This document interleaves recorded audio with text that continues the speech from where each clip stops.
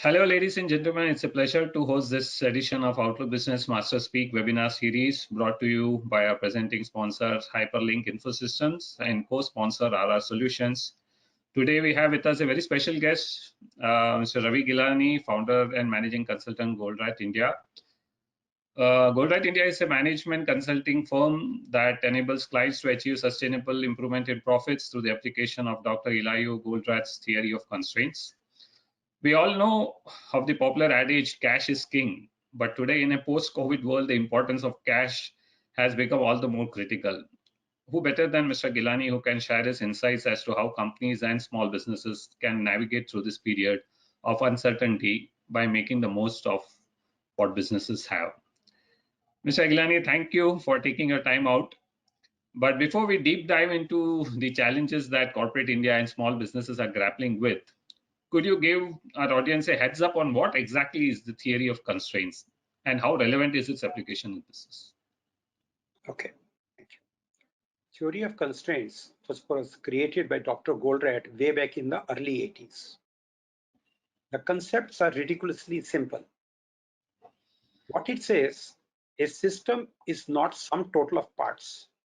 The system's performance is governed by the performance of its weakest link, what we call constraint.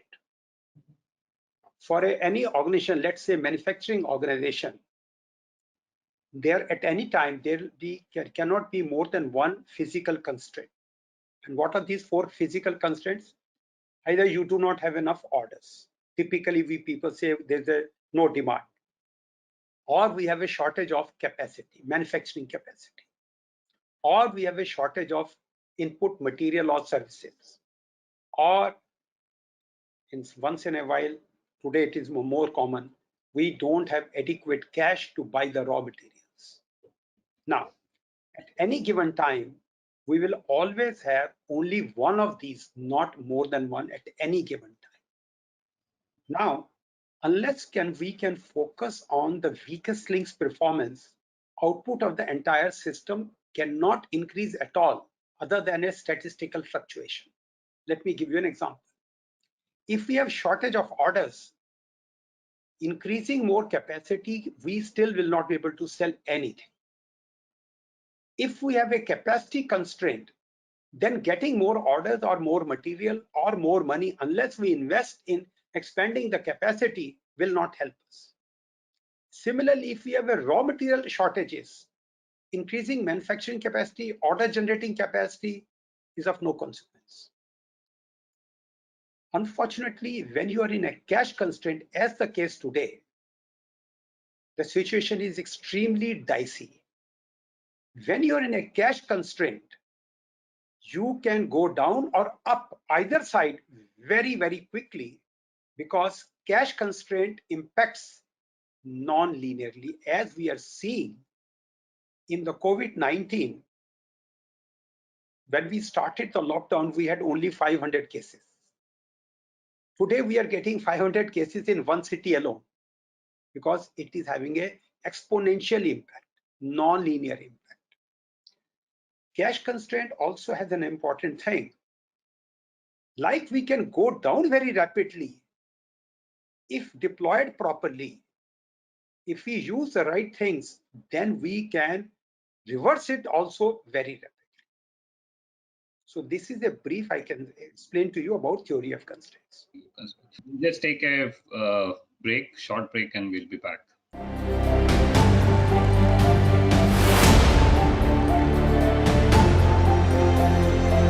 So before we get into more details, I just had this question in mind. Are corporates, generally corporates or businesses, tend to take their eyes off cash flows when the going is good in some sense, and when only thing comes to a head, that the whole focus then kind of shifts towards cash flows and look at your receivables.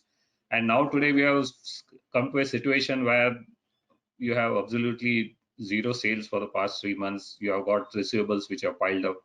So how does businesses, corporates, come out of the situation? A few things I can say. First, I'm starting with the immediate last 2 months. One of my clients had almost zero sale, zero. Yet it was cash positive, never before as in these 2 months. Now, this may be a surprise. The reason is, the fundamental reason is, people behave the way they are measured. And now I'm making some very strong statement. I know people will like to kill me for that, but I will state, even if it is politically incorrect. Most top management in the world, they're financially illiterate. I'll prove it in 1 minute.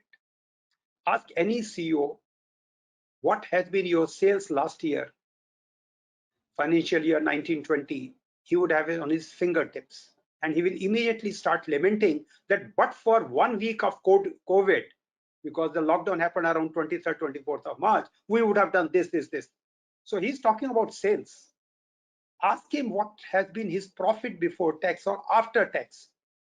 The chances are many will say either we don't know or it is being worked out, or even after 2.5 months have passed by when the year had been closed and there was no work.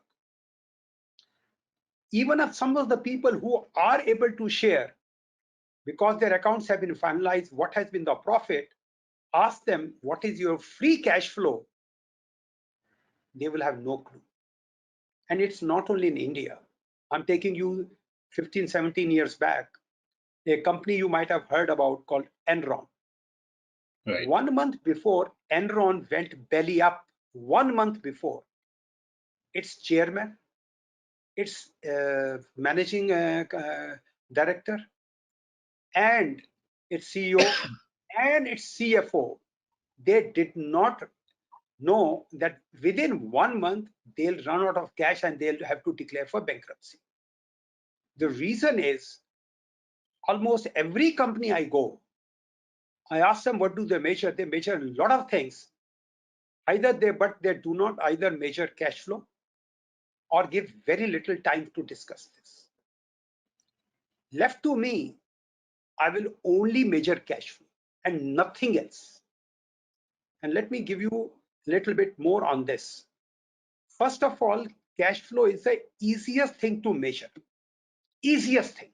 How do you measure? You check how much money do you have in the bank at the beginning of the period. And now you check how much money you are left with at the end of the period. If at the end of the period, more money is in the bank, you have a positive free cash flow. If you have less, it is negative free cash flow.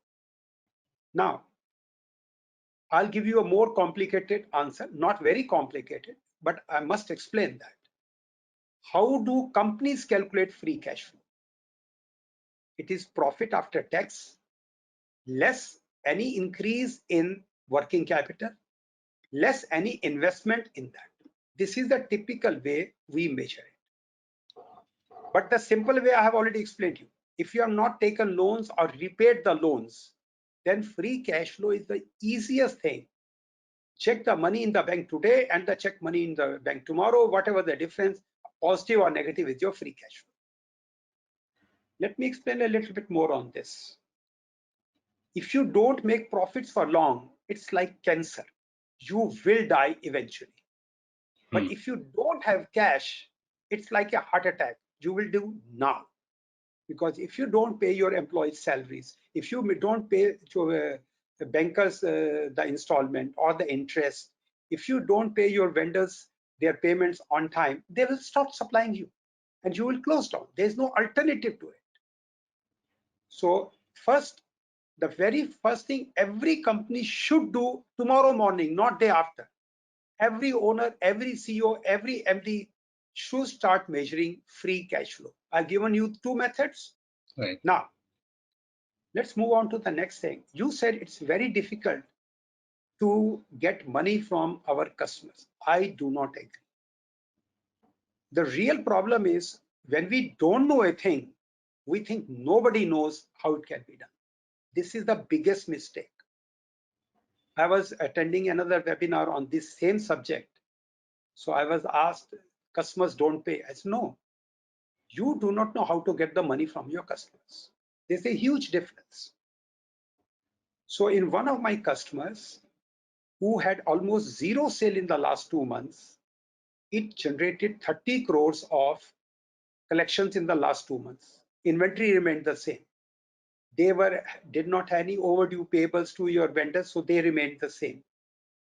They had zero sales, so whatever was their fixed expenses in these 2 months was their loss. Yet they increased their cash by 14 crores because out of the 30 odd crores what they got, 15 odd crore was the loss, and another 1 crore money they had to pay to some of their vendors, etc., service providers. So net result was cash in the bank went up by 14 crores. Now, how did they go and collect it? Of course, nobody gives you money very easily. Right. You have to give something that, look, if you don't pay us, then frankly, tomorrow we will not be able to service you. You want to continue our relationship, then it has to be done. Not only this company, I can give you the name of another company also. And this time it's in, I cannot give you the name, but I will tell you in what sort of a company it is. It's in large infrastructure projects. As soon as this COVID hit, and because they're in infrastructure and they were allowed as essential services, and customer wanted to complete the project fully, so they immediately put it that, look, you have to pay all the money you owe us, due and overdue both. Or let me say, not overdue and overdue both. Otherwise, we will not start anymore. Right. They got the money within 24 hours. Often we don't know how to do the things.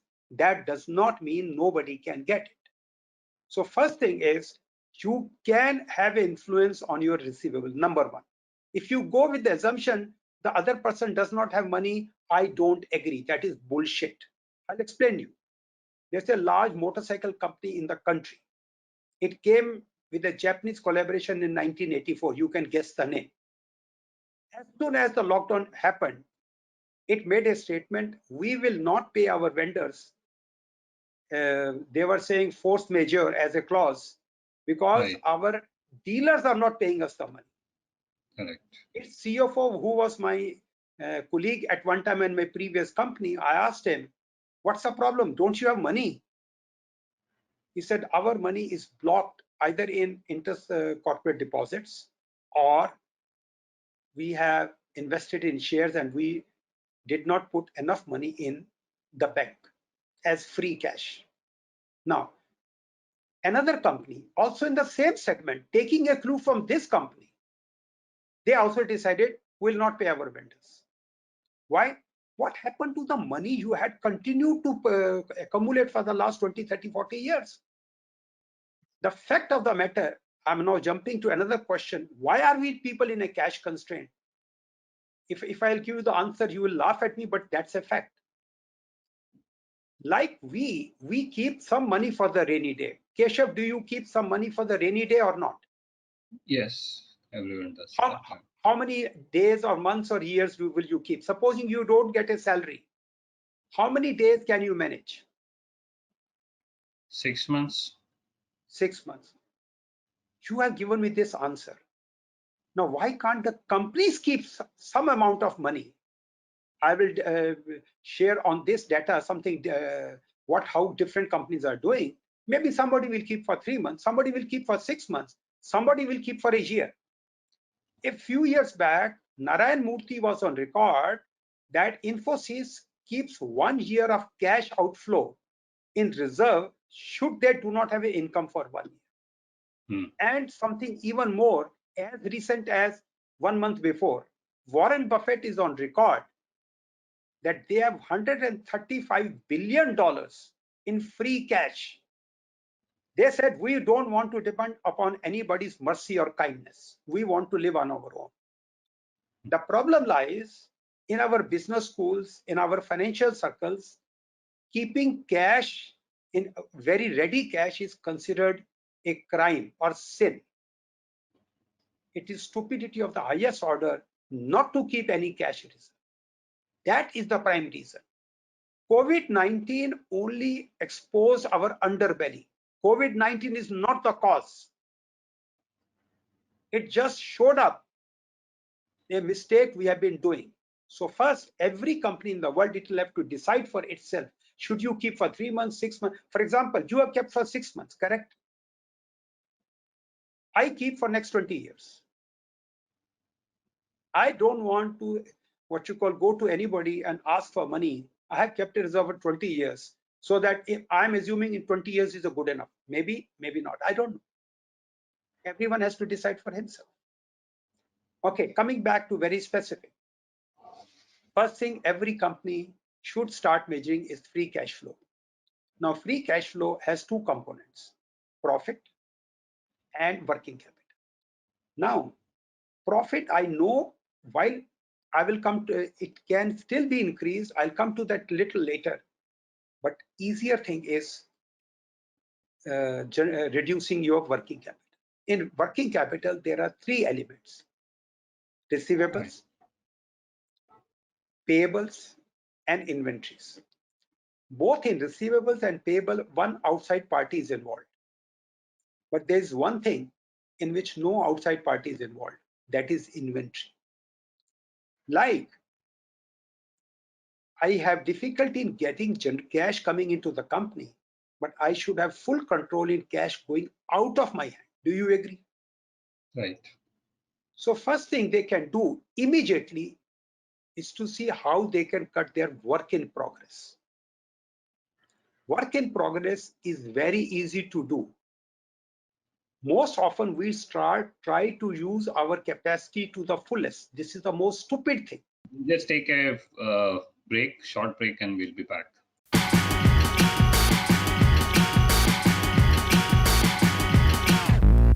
RR Gifting for memorable brands. Call now. Most of the time, at this moment, when you have a cash constraint, trying to use your capacity to the fullest is most stupid thing. Is this clear? So first thing is, have few jobs, but once you start, finish them very fast. There's another reason, I'll come to that in a few minutes from now. First thing is, you should reduce your WIP. Second thing is, reduce your raw material or input inventories. It is possible to do so.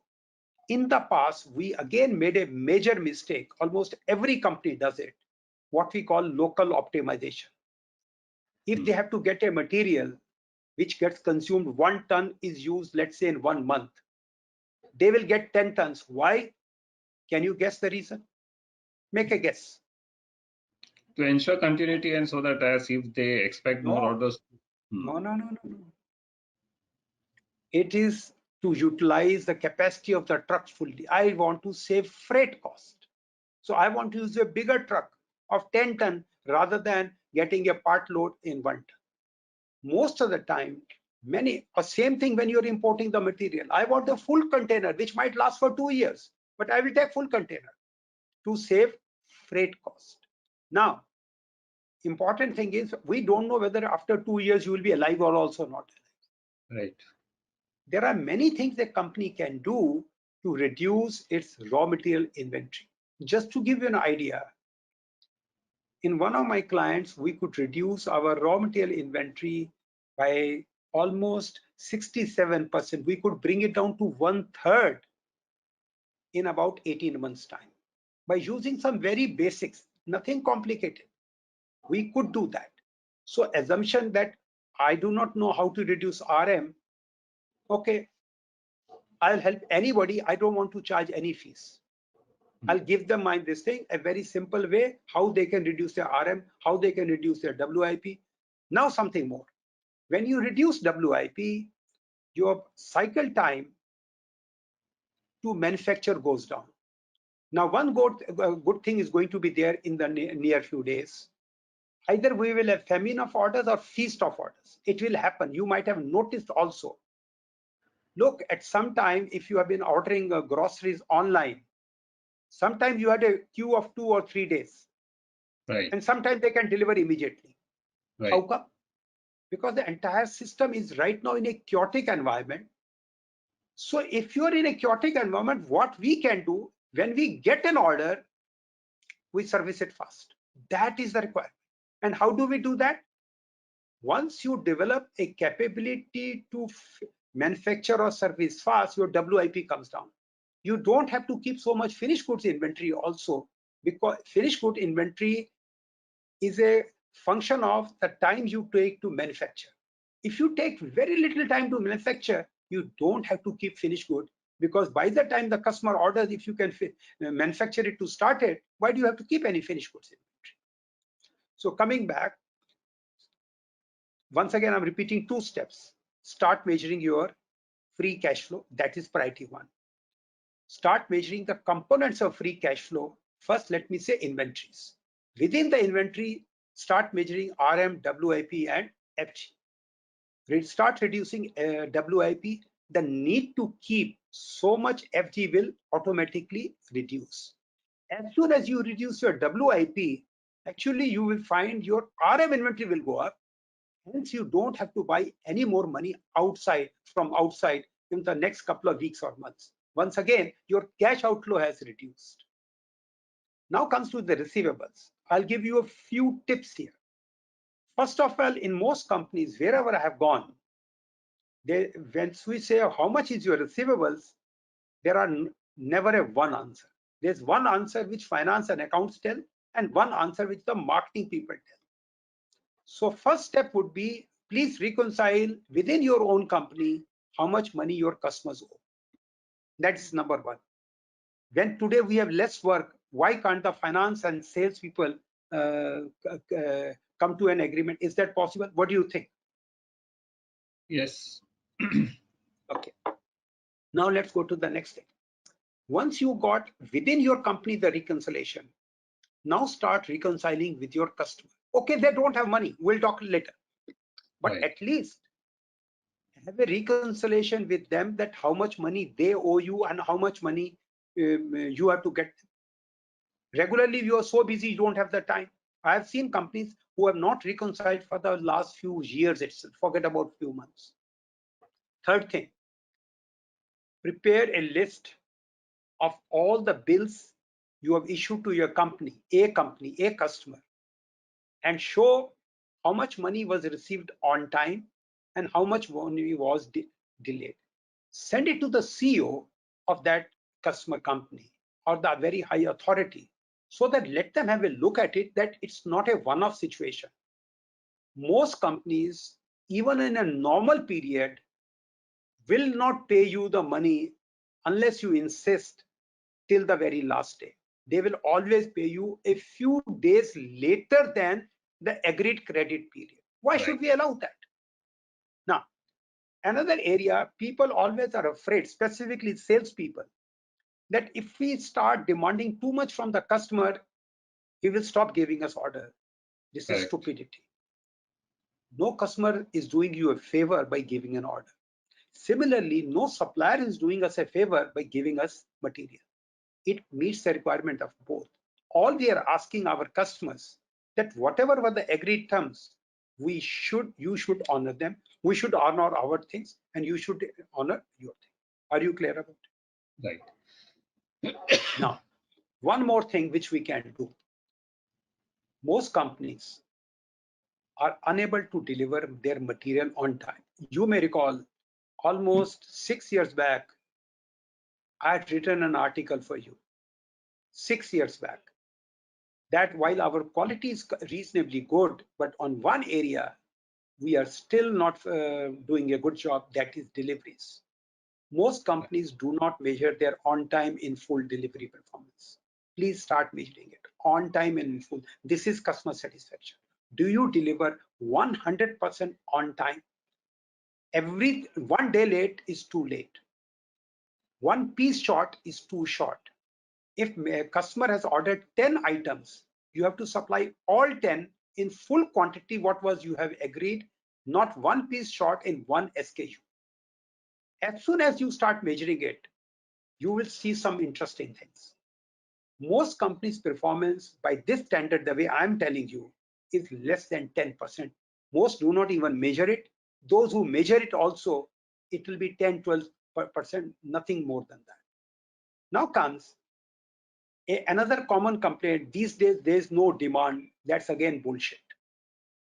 There is demand. Already the orders you have, if you're unable to deliver them on time, Getting more orders, how will that help you? Is this clear?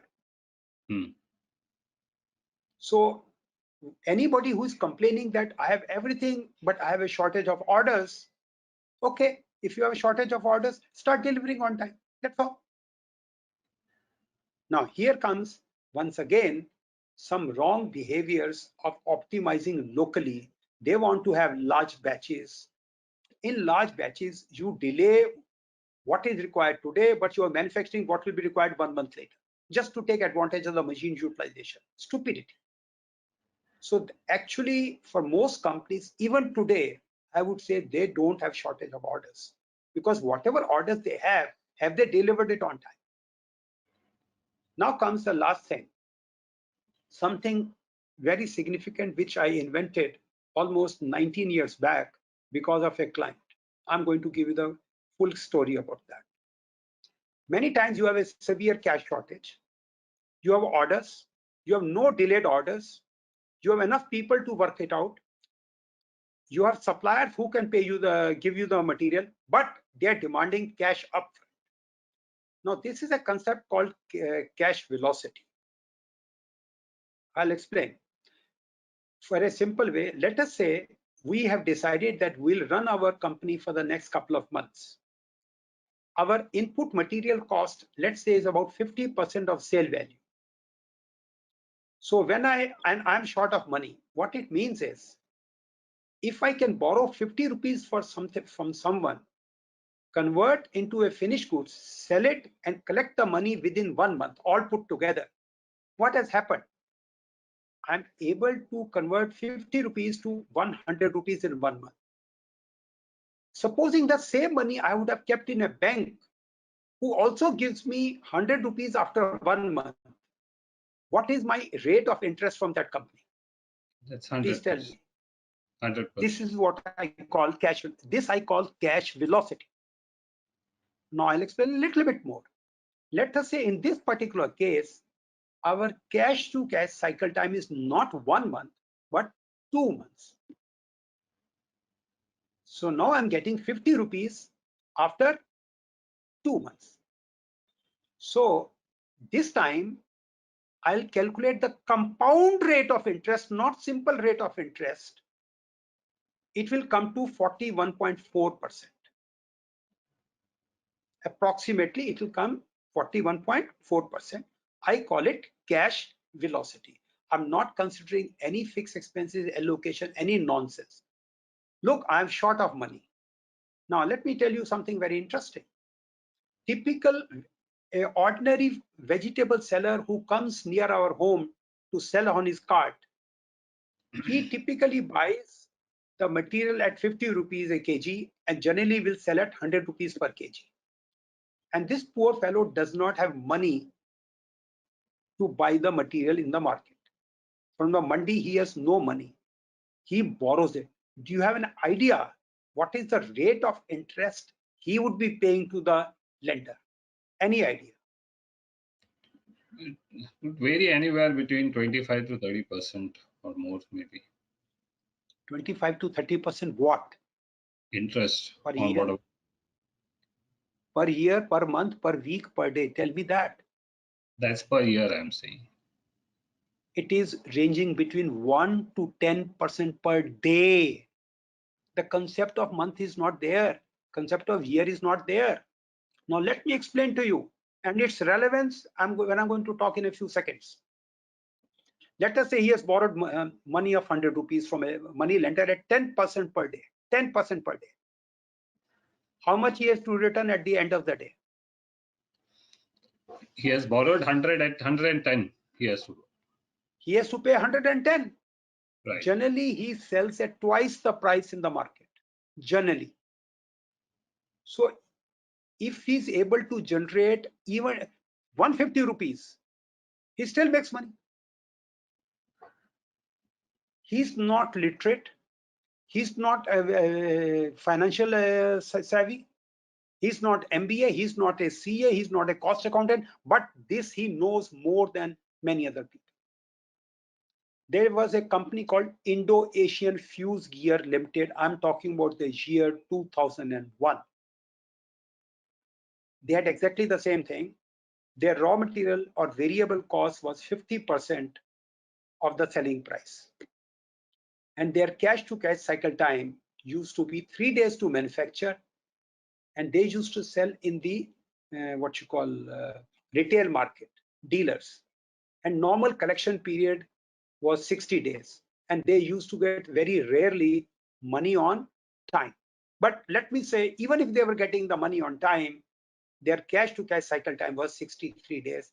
And they did not have cash to uh, fulfill the orders. They had a lot of orders.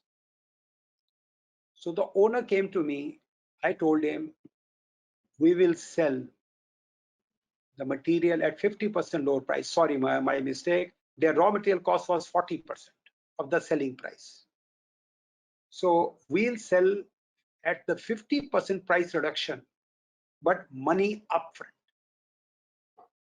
He said, by this we'll close even earlier. Why do you want to close down so early? I said, let's do the calculation on paper. Now I'm doing it for everyone. It is very simple. They have a shortage of cash. If they can get 40 rupees more after 63 days, how much money will they get? 40 100? rupees. Yeah. 40 rupees of raw material they buy, and then they produce in 3 days and sell it and collect the money after 60 days. So in 63 days, how much money will they get? 100 rupees, correct? Now, I've told him that let's sell it at 50 rupees, but payment upfront, no credit. So here is the method now. The manufacturing time will take 3 days. And I said, even if that person has given me the check, it may take another 3 days to get me money in the bank. So my cash to cash cycle time now goes down to 6 days. Do you agree? Right. But how much money I'm getting? After I put 40 rupees, I pay 50 rupees. I get 50 rupees after 6 days. Do you agree? Right. Now look at the ratio. Money is getting multiplied every 6 days by 25%. Are you clear? Yeah. 40 becomes 50 in 6 days. So how much 50 will become in another 6 days? It becomes 62.5, 25% of 50. Another 6 days, it will be in another approximately 15 and a half days, which will become 78. So in 18 days, 40 has become 78. And in 63 days, how many 6-day cycles are there? 10 times. 10. There are 10 cycles of 6 days. So we worked out that if we have 40 rupees with us, in 60 days, it will increase to 9.58 times. As against 2.5 times, 40 was becoming 100. Now here, same 40 was becoming almost 10. 4 times more, even though we are selling at 50% lower. This company adopted such a principle. They sold a part of their capacity at such a price. They got out of the cash constraint, and eventually they sold out to a very large company at a very huge profit, a French company, Legrand or something like that. They sold out in about 10 years, Legrand. So I'm giving you an actual example. Same thing. Today I'm now giving further how to reduce your receivables. For most companies, cash velocity, in my experience, ranges between 20 to 40% a month. 20 to 40% a month.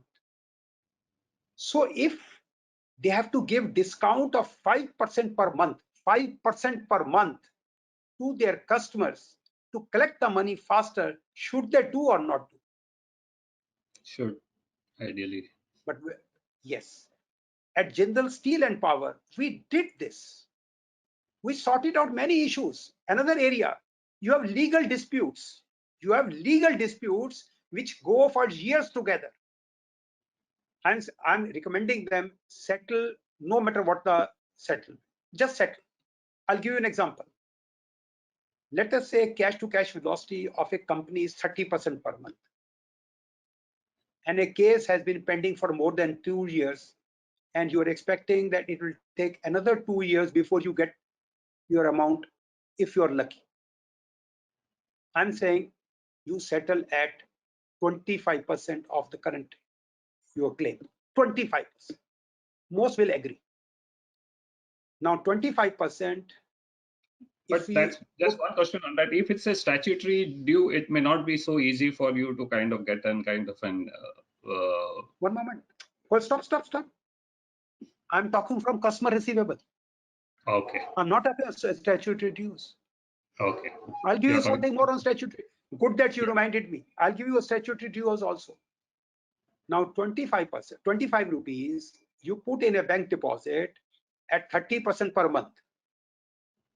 Approximately in 3 months time it will double. Do you agree? Right. So 25 becomes 50 in 3 months time. Another 3 months time it is already 100. It is 6 months. You will be struggling for next 2 years paying the lawyer's fees and still not sure whether you'll get any money. True.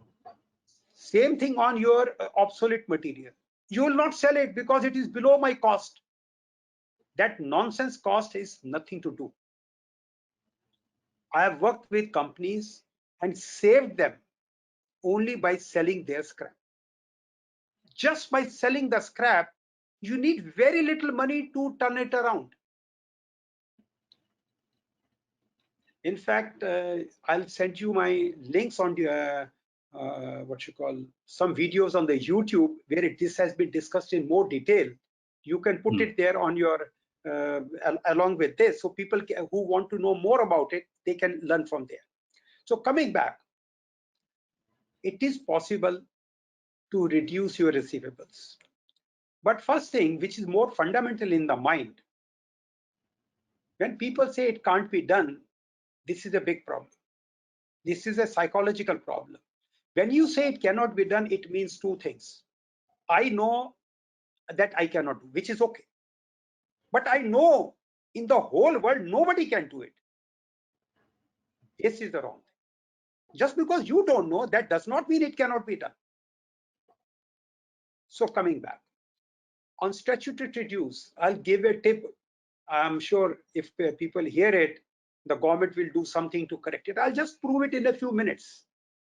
Most of the time, do you have something called month-end syndrome? Have you heard this? No. The sale in the last week of the month is almost 30, 40, 50% of the whole month. Now, supposing you are dispatching something on the 30th of the month. Let's say you are dispatching on 30th of June. You have to pay in the normal times is GST of 18%. I'm just taking 18% by the 20th of next month. Do you agree? I'm suggesting to all my clients, do not dispatch in the last 3 days. Do not dispatch any. If the client is okay, don't dispatch in the last 3 days. Why? You delay getting your payment by 3 days maximum. So don't dispatch on 28, 29 and 30th. Instead, dispatch on the 1st. What is the advantage? We get 30 days more to pay the GST. It's something like street smart, nothing rocket science. But startingly, this can only happen once you remove your primary parameter of sales and profit as the prime parameter. If you have a cash flow as a prime parameter, then there's no problem. Are you getting this point? Right. Okay. So it is possible to reduce your receivables. It is possible to reduce your inventories. And now let's say we are still short of cash. We are still short of cash. Now, why can't we borrow? Most companies who are struggling for cash, they take a long time negotiating with the banks or the money lenders to haggle on the rate of interest. To my mind, it is stupidity. How much rate of interest can you charge? I mean, let's say I'm taking an extreme case, 20%, 24% per annum. Do you agree with me? Yeah. How much will you reduce it? If your cash velocity is upward 30%, every day you waste time in getting this money, you are losing at the rate of 30% per month. Instead of getting a reduction of 1 or 2 or 3 or 5% per annum, you are losing 30% per month. What can be more stupidity than that? Same thing with weekend vendors. If some vendors have enough money, tell them I'm ready to pay you 2% more price, give me 1 month extra credit, 3% per month. If your cash velocity is significantly higher than what you're offering to either to your client or you to your lender or you to your vendor, go ahead and do it. I'm not saying just give anything. You know how much is your cash velocity. You have to take a decision. If money is available, let's say at 5% per month, you take it today 5% per month with a clause that I can return without any what you call early payment penalty. Tomorrow you are able to get at a lower price, lower rate of interest, return this and exchange that. That all can be done. But that the point that you said that, you know, without a prepayment penalty, it might work in case of a big guy, I mean, big company, I mean, with the kind of loan that they borrow. But if it's a small SME kind of a guy, the banks will not even, first of all, entertain. And if he says that you lend me without a prepayment penalty, though, the bankers will say you can take a walk. There are 100 more out there who will, you know, listen to what I have to. Once again, Keshav, we are only going by our experiences. You are talking about banks. Have you heard of NBFCs? Have you talked of small money lenders? Go ahead. Who's saying? I'm saying go give them 24% per month. Sorry, per annum. What's your problem? They don't have a prepayment and penalty or anything like that. They're saying alternative sources of funding. Why only look up to the banking system? I didn't say banking. I said go to a money lender. Even your friends will give you. Supposing somebody says, I am ready to pay you 50% per year, 4% per month. How many of us will be tempted? Specifically, the people who trust us, will they be tempted or not? Yes. Now, let me give you one important parameter. I made this statement way back in 2008 at Las Vegas. At that time, there was a meltdown, you may recall, 2008. I was making a presentation once again, at that time also on cash constraint. There is no shortage of money in the entire world. There's a shortage of trust. That is the problem. There's no shortage of money. Money has not gone anywhere. Nobody has burnt the notes anywhere. Banks who had given the loans are not ready to roll over because they don't have confidence. Vendors are refusing to supply you more material because they lost confidence on you. So money problem can be solved. Now let me come back to one important parameter called demand. Now I have a belief. People pay money when we solve their problems. Do you agree? Right. So I'll modify this. People pay us money when we solve their pains. Correct? Now, the reverse is also true. Whenever there is a pain, there's an opportunity to make money. Do you agree? Right. Tell me, in the entire world, is the total amount of pains, in your opinion, are they going up or going down? Going up. What have you just said? If pains are going up, opportunity to make money is also going up. Right. So it is possible that current pains may shift, but overall amount of pains in the entire world are not going down. I'll prove it in 1 minute. During the lockdown period, Did you add any house help or you did all the stuff yourself? Ourselves. Now you understand what is the pain of washing your utensils, mopping your home, preparing the food, chopping the vegetable, etc., etc. Precisely. Tell me now. Now I'm saying, supposing I start a service, I certify that the person who is coming is certified corona free, and that person is excellent.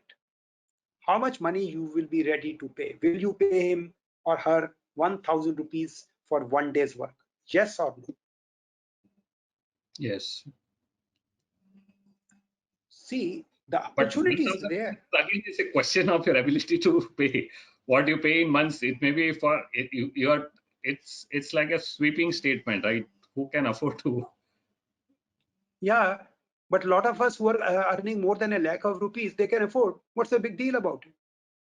And you're talking about afford. In any case, your expenses going to the malls, your expenses on going out, petrol, etc., all have vanished.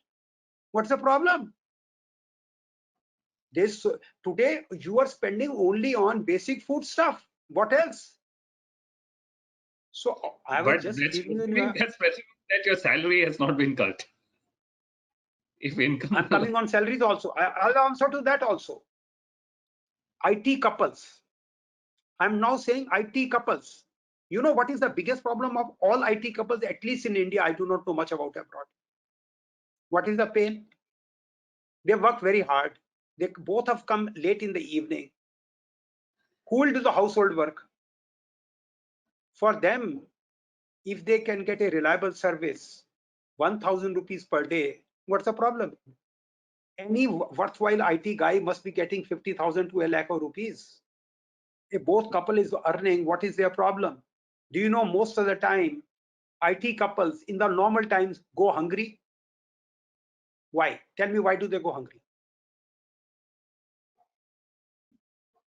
because no one would have been in a position to cook or do Both the are work. fully tired.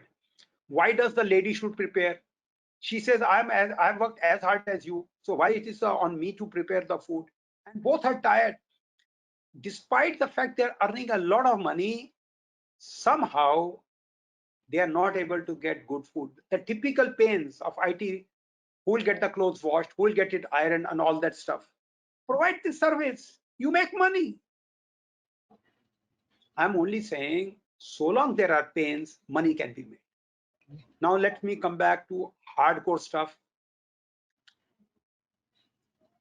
How do small companies manage?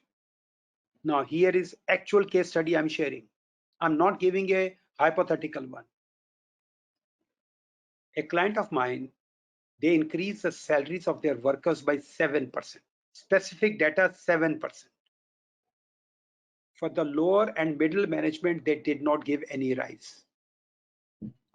And whatever was the increase in the salaries of the workmen, they asked the senior management to take a proportionate cut to compensate for that. Now tell me, in this company, where the senior people have cut their salaries, lower and middle management remained the same, but workers have increased. What do you think in these companies that, and not one person laid off, not one person laid off.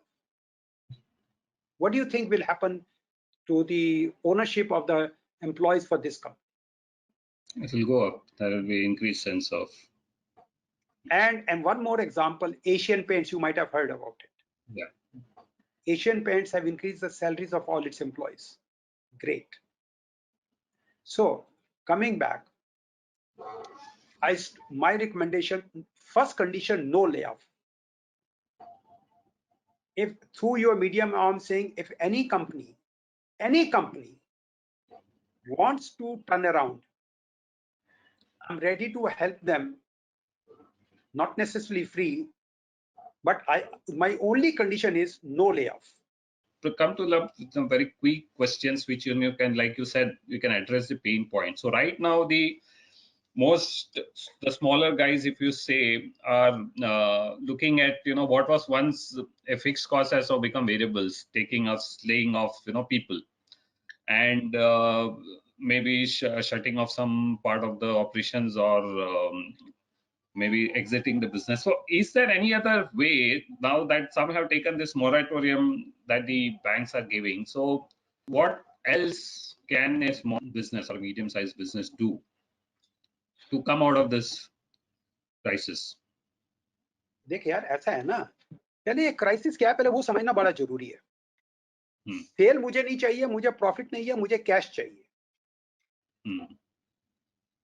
Company अभी भी cell और profit को chess करेंगी, मरेंगे।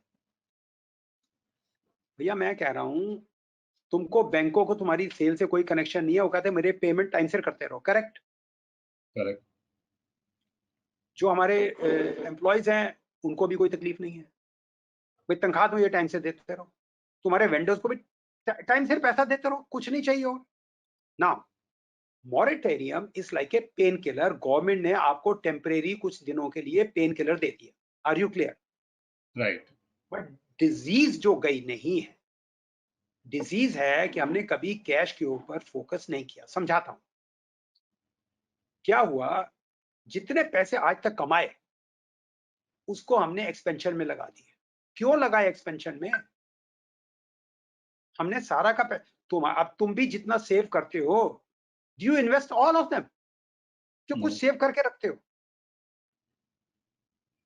So what happens in the wrong pursuit of growth in sales and profits? Companies have exposed them to the bone. They have to correct it now. Now, I'm saying, if required, we'll reduce the salaries of the people, including the workmen. I'm ready to do that. People will agree. We can offer them. भाई या तो lay off करेंगे, नहीं तो salary कम करेंगे। जब ठीक हो जाएगा पैसे फिर दे देंगे। So first thing is you have to build the trust between management and employees. आपका लाइफस्टाइल तो चेंज होगा नहीं। You run in your go in your Mercedes and you are doing the way you have been doing in the past, and you want me, the lowly paid, to take a salary cut. उसमें तकलीफ होगी। Are you clear? A small example. One of my client, he was in great difficulty. I'm not talking 10 years back. He had a Mercedes.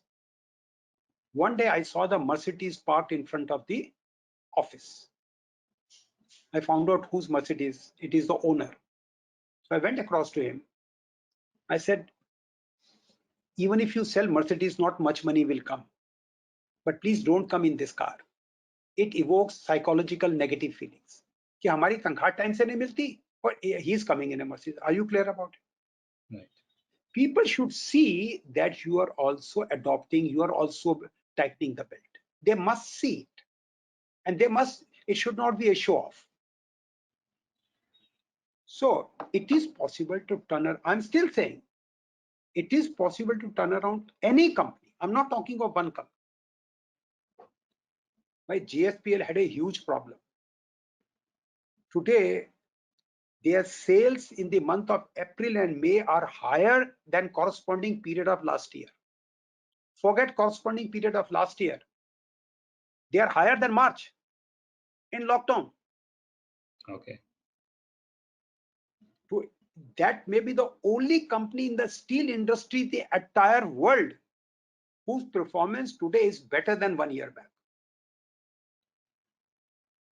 So what I'm trying to share with you is, because now I'm getting that confidence, choti company ho, badi company ho, I find it very, I mean, it's no brainer. In fact, problem hoti hai, jitni badi company ho, they got a big ego.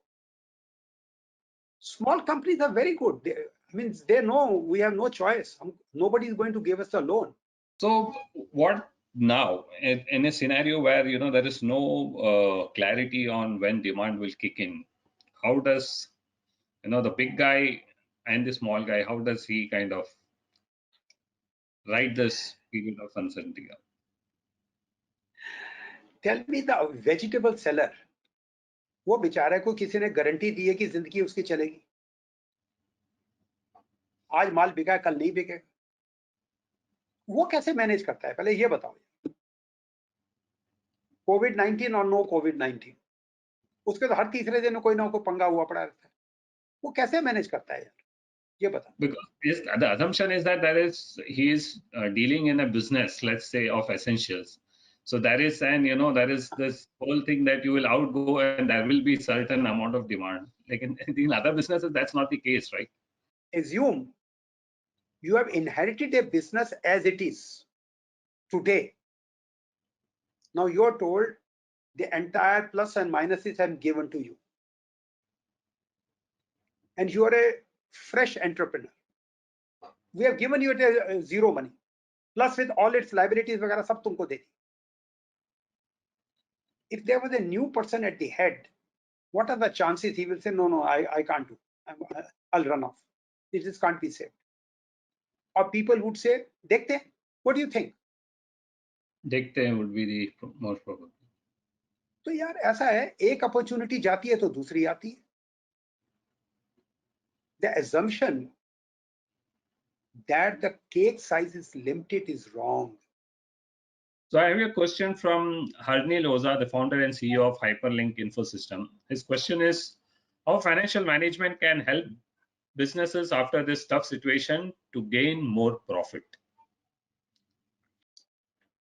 Now, an important parameter is, irrespective, any product or service is sold to anybody else in the entire world. What are we saying? Take my product, take my service.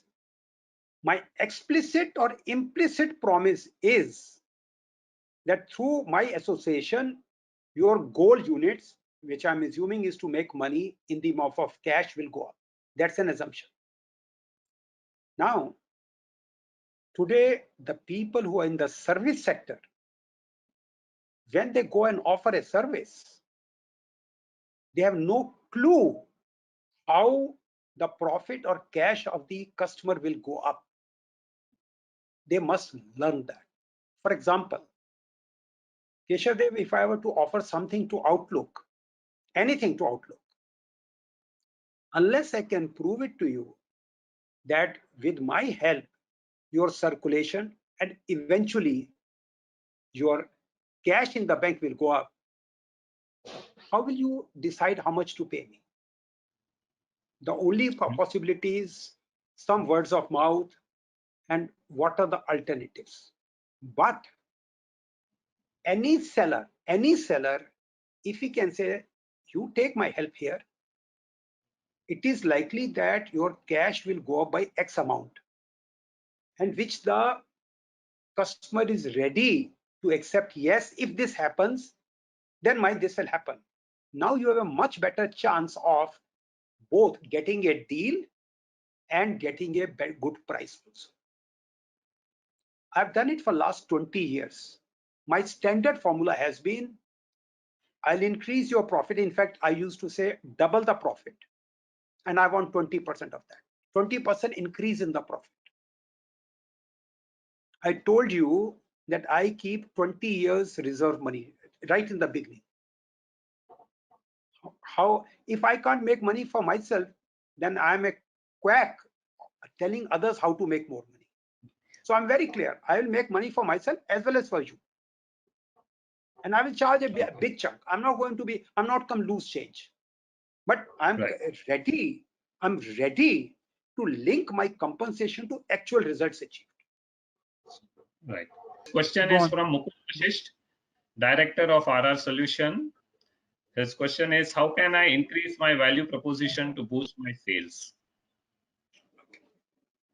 Now, the correct way of doing is, we have RR Solutions has to solve a problem which increases the bottom line or the goal units of its customers in such a way that the competitors cannot offer. Now, corporate gifting, now what is so special about them which others cannot, and how does it solve the pain of the customer? So first they have to know what are the pains customers have in corporate gifting. They must find some problem. Like, corporate giftings. Maybe they supply direct to the customers. Its customer gives them the addresses to it where it has to be sent, etc. Does it reach in a proper packaging? Does it reach the proper address? Does it reach at the right time in case they are supplying directly? In case they are not, let's say they are supplying direct to its customers, who in turn is giving to other customers, their customers. Then they'll have to look at it, go and look at it. What are the pain points its customer is having managing the same? I'm sure there'll be a problem. Sometimes the right packaging material is not available.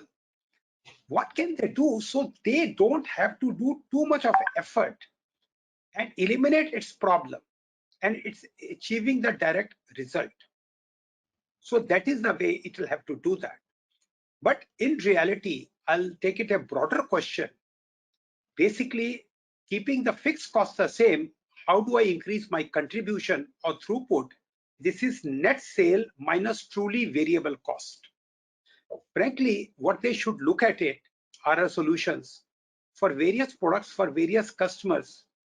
They will see the contribution percentage, which is contribution divided by the selling price, will be different. Now, is it possible that how can they increase the sales of those items where the contribution is much higher? So what can happen within the same sales quantity or value, they can increase their contribution. So that's the real question they should be asking. In my view, there are a whole way I can give them some what you call direction. It's called creating a mafia offer.